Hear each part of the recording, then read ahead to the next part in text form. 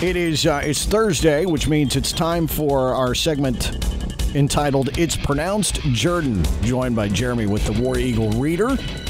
And we're talking about the history of rolling Toomer's Corner. Now, we kind of laid the groundwork, and you've done some research on this, Jeremy. What is kind of the earliest published story that you can find about rolling Toomer's Oaks? Or rolling, I shouldn't say rolling Toomer's Oaks, because that didn't come until much later. Rolling the corner. Well, you know, I had heard early on that, you know, that getting the stuff in the oaks, in the trees, was, considered borderline classless, like bad form. Right, bad form. Yes. But, it would get in there. I mean, you see early pictures and it's there, and then there's a little bit and everything. But, right, the focus in the center were on the power lines. Right. Which, in the late 70s went underground. Right. The whole thing got, renovated. And actually, there was the plainsmen, well, I guess, and other folks were worried about the thing continuing then. When the power lines got buried, it was kind of like, is it going to go on? Yeah, and there was this kind of worry, the renovation, and got the story here somewhere. Yeah, it was this deal. That they were afraid, can it go on? And it just kind of naturally, migrated to the thing. But there was kind of like a big push, to save, not to save, but to really to keep that tradition. What this tradition was, It was kind of this new thing, and it had just kind of started. And so they did there was a story in the 77 Plainsman, I don't know, November or something. It was actually John Carvalho who's coming up after this. He was the editor. Oh, wow. This year, and they did kind of a thing. About kind of they went around to all these SEC schools and called them up and were kind of like, do you have anything that could even get close to this? Right. How cool this is. And everybody, and there was a guy at the University of Tennessee, the sports editor. His name was, what was it? Paul P. Feinbaum. and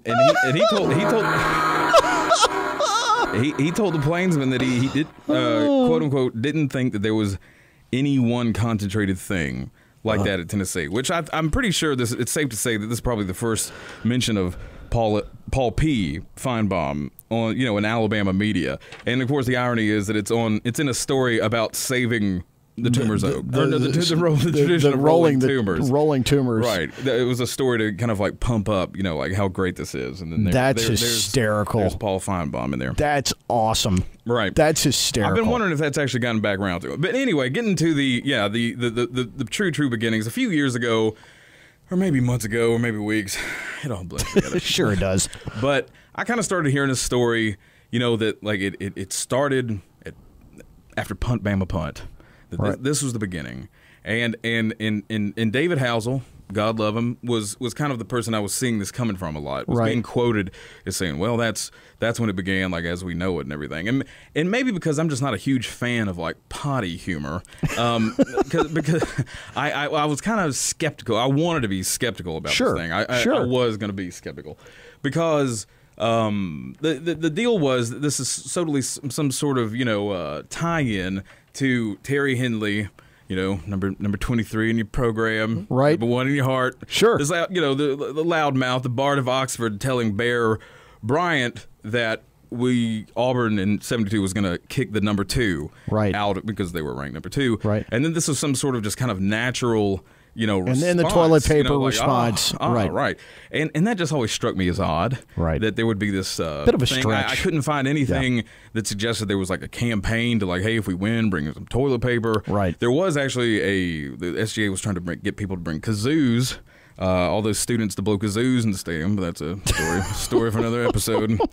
But anyway, so I kind of started looking at that, and through our research and the way that we spend our days, I'd come across, and I think I've mentioned before, I'll probably mention them a million times again, a bunch of old photos of Toomers being rolled after that game, which is some of the first.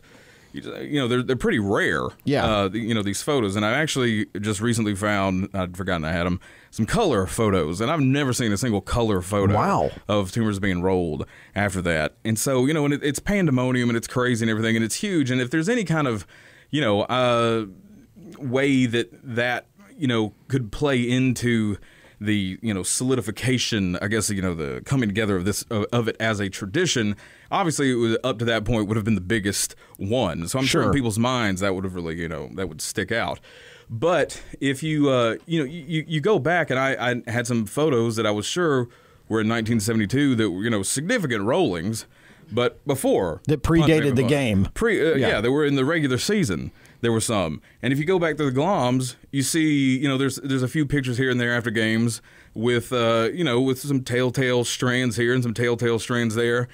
And if you read, I had it here somewhere, but if you read after Pat Sullivan won the Heisman basically by beating Georgia in 71, like that's the game supposedly he won the Heisman. The Plainsman has a story about the celebration, back home, and a player wondered on the bus, I wonder what kind of pep rally they had. Well, it's like, well, it was a pep rally to end all pep rallies, kind of a thing, and it talks about Toomer's just being covered in toilet paper. Now, this is a full year. Wow. Okay, so that's definitely then. And it's like, it's totally. It was like toilet paper was everywhere, and it wasn't. It would stretch. Over campus. I just saw a picture in like an early '80s glom, and it's making its way to Langdon. Sure. Sure. And so that that was like a full year beforehand, and it just seems that it was probably a thing where some people, because there was always not vandalism, just kind of a natural rowdiness. You're just bumping into downtown. Sure. You know what I mean? Absolutely. If you happen to spray paint, a buck fama on something, it happens. Like after these games, and by sheer accident. And after after Punt Baby Punt, there's graffiti everywhere. People are dancing in the streets. There's 17-16s. Bama ain't excrement. Spray painted and painted on signs and everything. There's cops, cops in the streets smiling, sitting in car hoods. It's dogs and cats living together. Mass hysteria. Yes. And so it's pretty. It did not start then. Right. And so, whether it was the, I don't know, late 60s, some kids just started bringing things, whether it had any kind of beginning at all. It just kind of slowly, and once something gets big enough and a few people start bringing it, then it becomes something. And you see like these early photos, and it's just kind of families milling about, and people in cars are stalled in the intersection. People just kind of, it wasn't this formal, like on the police schedule kind of thing, that it is today. Yeah. And and it really didn't, like I said, in the late 70s, early 80s, started kind of migrating, toward the trees and everything. But another weird thing that I really didn't think about, and it strikes me as kind of an odd thing as far as like a fan's mentality would go, is like in one of the gloms, and I was trying to find it. I was rushing over here. That's all right, but you made it, though. Flipping through things. But you made it. I made it. And, but unless I read these captions wrong on some of these photos, it used to be rolled, at least occasionally, like the night before games. And then of course there's this whole away game thing. Like it used to only be after away game wins. Why? I'm not sure. I guess it's just a way, and maybe maybe that could play into the whole, telegraph theory. Who knows? I guess that plays in.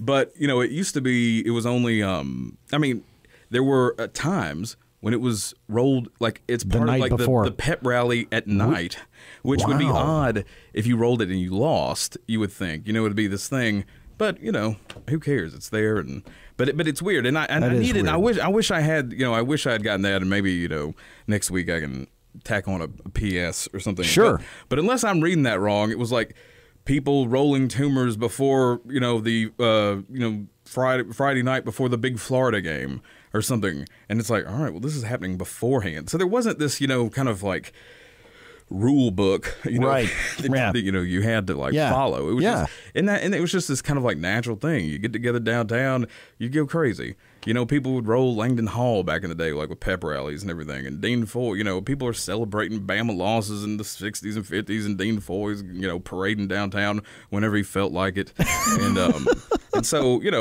so it's been interesting, but just because of how that plays in, the emotional, our response and how we're supposed to process what's going on now. And and that's still being up for grabs. They had the meeting the other day. That's right. And everything. But, that's right. Very, very interesting stuff, folks. If you want the most unique, interesting look at Auburn, the War Eagle Reader, a lot of fun. .com. TheWarEagleReader.com.